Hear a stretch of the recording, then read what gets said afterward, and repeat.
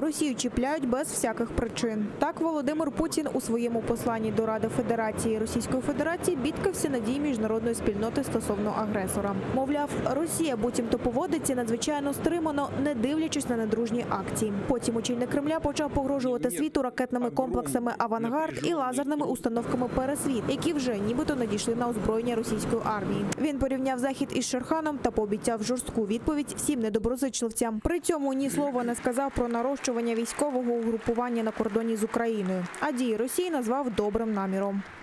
Организаторы любых провокаций, угрожающих коренным интересам нашей безопасности, пожалеют о содеянном так, как давно уже ни о чем не жалели.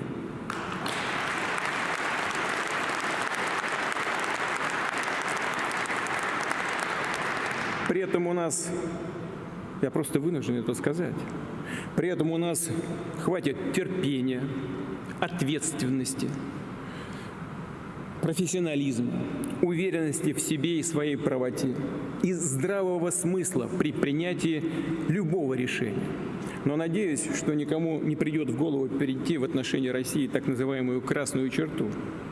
А где она будет проходить, это мы будем определять в каждом конкретном случае сами.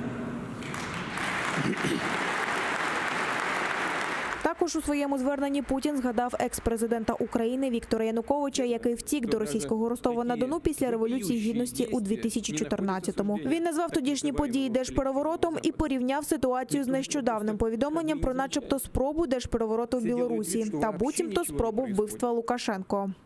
Ну, послушайте, можно как угодно относиться, например, к президенту Украины Януковичу или там к Мадуро в Венесуэле. Повторяю, можно как угодно к ним относиться, к тому же Януковичу, которого тоже чуть не убили и отстранили от власти с помощью вооруженного переворота. Можно иметь любую точку зрения по поводу политики президента Беларуси Лукашенко Александра Григорьевича. Но практика организации госпереворотов, планов политических убийств, в том числе и высших должностных лиц, но это уже слишком.